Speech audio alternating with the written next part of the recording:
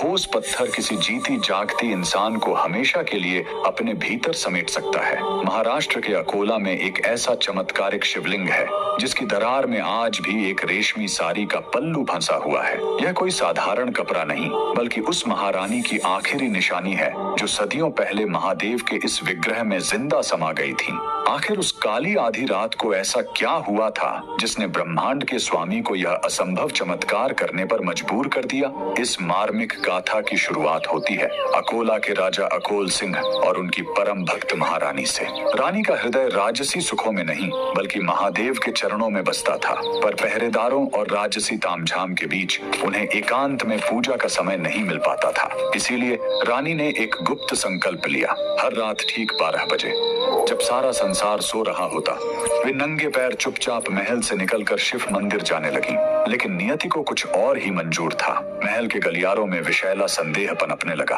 दरबारियों ने राजा के कान भर दिए। महाराज, आखिर महारानी हर आधी रात को छुपकर किससे मिलने जाती है? शक का वह बीज राजा के मन में एक भयानक राक्षस बनकर जाग उठा। एक रात हाथों में नंगी तलवार लिए राजा अपनी ही पत्नी के पीछे मौत बनकर निकल पड़े। रानी जैसे ही मंदिर के गर्भगृह में पहुंची और शिव के ध्यान में लीन हुई, तभी पीछे से राजा की पदचाप सुनाई दी। अपनी ही पत्नी पर तलवार ताने खड़े पति को देख रानी का कलेजा फट गया। एक पतिव्रता स्त्री के लिए उसके चरित्र पर किया गया शक मृत्यु से भी बड़ी सजा थी। आंसुओं से भरी आंखों के साथ रानी ने शिवलिंग की ओर देखा और कातर स्वर में पुकारा, हे नीलकंठ, हे त्रिलोकीनाथ, अगर मेरी भक्ति पवित्र है और मेरा सतीत्व निष्कलंक, तो मुझे अभी इसी वक्त अपने चरणों में शरण दे दो। इस कलंक भरी दुनिया में मैं अब एक पल भी जीवित नहीं रहना चाहती। उसी क्षण पूरे मंदिर में एक अंधा कर देने वाली दिव्य रोशनी फैल गई। देखते ही देखते वह विशाल और ठोस पत्थर का शिवलिंग गर्जना के साथ 2 हिस्सों में विभक्त हो गया।